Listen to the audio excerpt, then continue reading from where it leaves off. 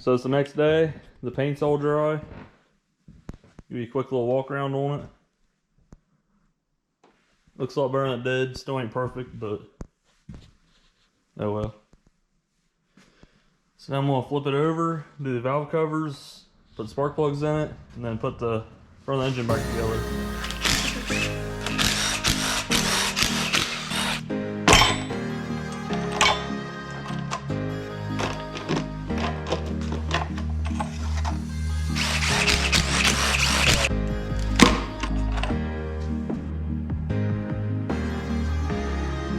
Alright, so these valve covers get torqued at 105 inch-pounds, which equals about 8.5 foot-pounds. Got all the valve covers cleaned up and new gaskets installed. You see the blue. And I torqued them all to 8.5 foot-pounds. This one was stripped out, so I used a socket for round off heads. Well, then I couldn't tighten it back up, and they're special bolts, so I beat a 7mm 12 point onto it. I was able to torque it. I'm sure that I won't be happy when I gotta take it back off, but good news is it's not very tight. So now I'm gonna go ahead and remove this intake gasket and then get that all cleaned up. I'm sure it's gonna be disgusting just by looking there.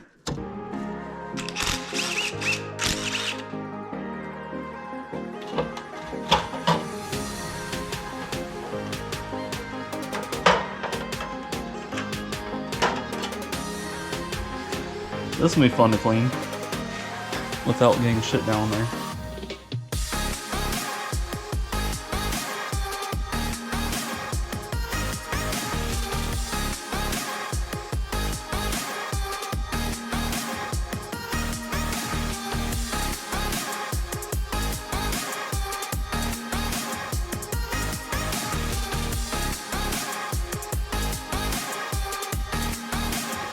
So the book says to put some silicone where the heads meet the block, and then bolt this down.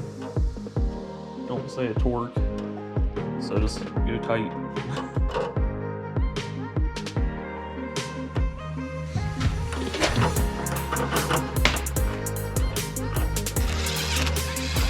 Perfect, I guess.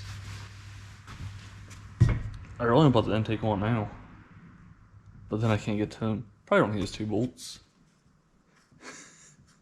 It's got 30 other ones. Maybe not quite that many, but well, that part's done. Now I just gotta put the front together. Then I can put the clutch and shit on it. Alright, now I'm gonna go ahead and put the idler pulley on, and a tensioner, water pump pulley, and the crank pulley.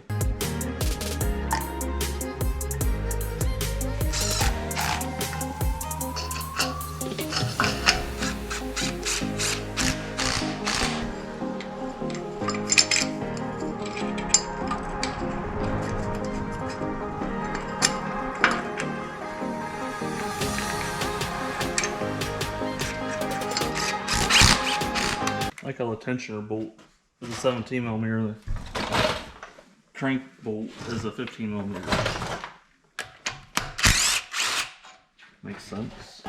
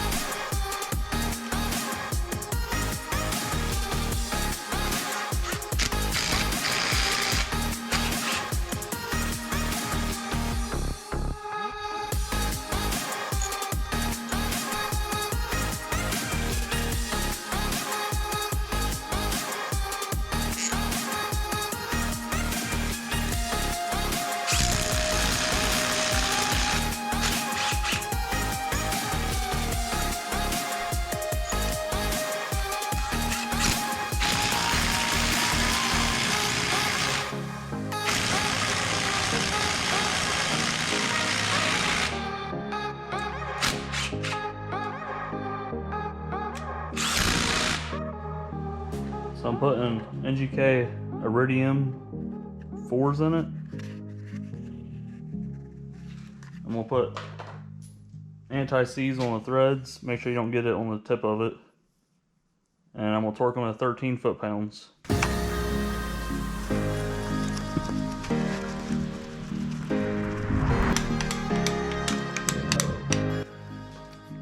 Oh, that's aluminum. I almost fucked up there. Dude, Whoa. I was getting ready to say, don't you have to worry about gouging it? Yeah, you do.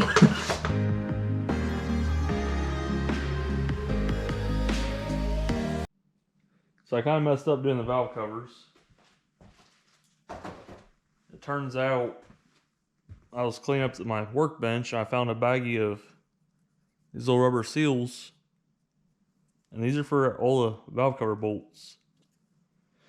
So I'm going to go through and do one at a time and go ahead and replace those. So I think the better way to do these is just take the valve cover back off.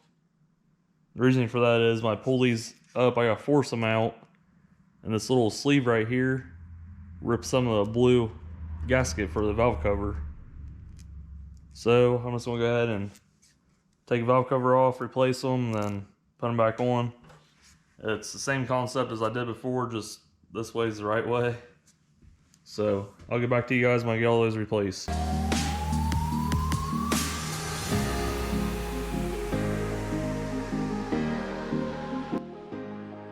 Alright, so I got the valve cover seals put on for the bolts. Got it all torqued. I think tonight's goal is, it's already 12:30 in the morning, so I'm going to go ahead and take the engine off the engine stand, I do believe. Replace the rear main seal. Go ahead and install a clutch, the flywheel and the clutch. And then I think I'm going to go ahead and paint my frame in the engine bay. So as you can see, it's pretty rusty. So I'm going to try to get it cleaned up and painted. And then first thing in the morning, I'm going to go ahead and set the engine down and start hooking everything up. This way it gives the paint time to dry and it's not getting all over me. I got undercoating, so that stuff takes forever to dry as it is. So that's the plan. I'm going to keep the furnace on tonight. Hopefully it's not so gummy and wet when I touch it tomorrow. So I'm going to go ahead and pull the engine off the stand.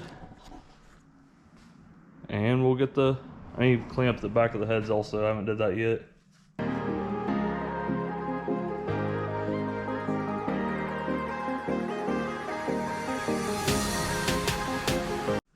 Alright, got it on the engine hoist.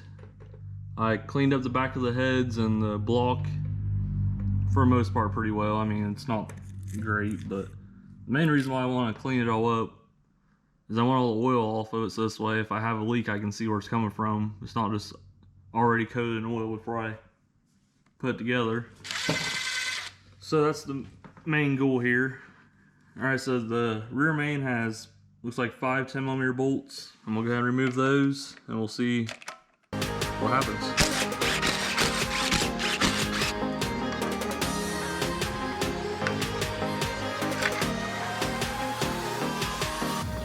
Okay, that looked pretty simple. I just took a pry bar and kind of helped it out and came right out. Don't look like... Alright, there's a gasket on this. That's kind of weird. The rear main seal has a gasket. But anyway, I have that gasket. Don't look like nothing needs cleaned up. So I'm gonna go ahead and wipe down the brake cleaner, get all the oil residue off of it. Wipe down the crankshaft. Then I'm gonna put some lube on there so it slides on easier. Then I might go ahead and smear some silicone around the oil pan gasket. And I'll probably coat the new gasket with silicone also, like I have been doing. So when I get that ready, I'll go ahead and walk you guys through the rest of it.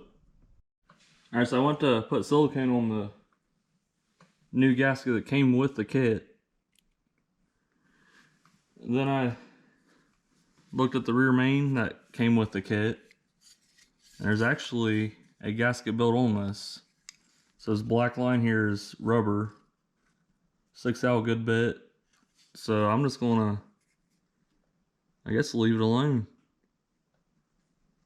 The old one is just aluminum flat. This one is metal and seems cheaper, but I think this gasket right here will probably work a lot better. So I went and wiped it down. This one has guide pins built into it. As you see, that sticks out some. There's one there, the one over here. And then the block has guide pins. So I'm gonna try to get those out so this one will sit back far enough. Normally I don't have very good luck with guide pins. So hopefully these work out pretty good. Probably gonna be pretty difficult on a swinging engine.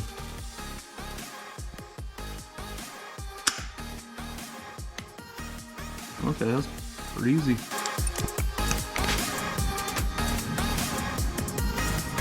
Something like that. Grab some lube and put on the crank here so the gasket slides over it.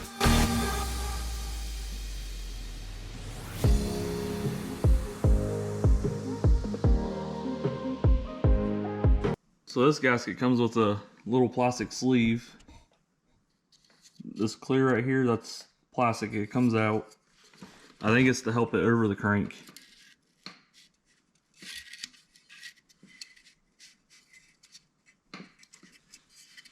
So you start it on there like that and it should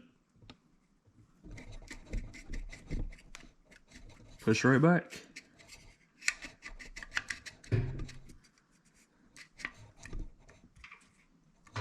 Just like that. We'll go ahead and start some bolts. When I pull this plastic out, don't pull that off. These get torqued down to 105 inch-pounds or about 9 foot-pounds.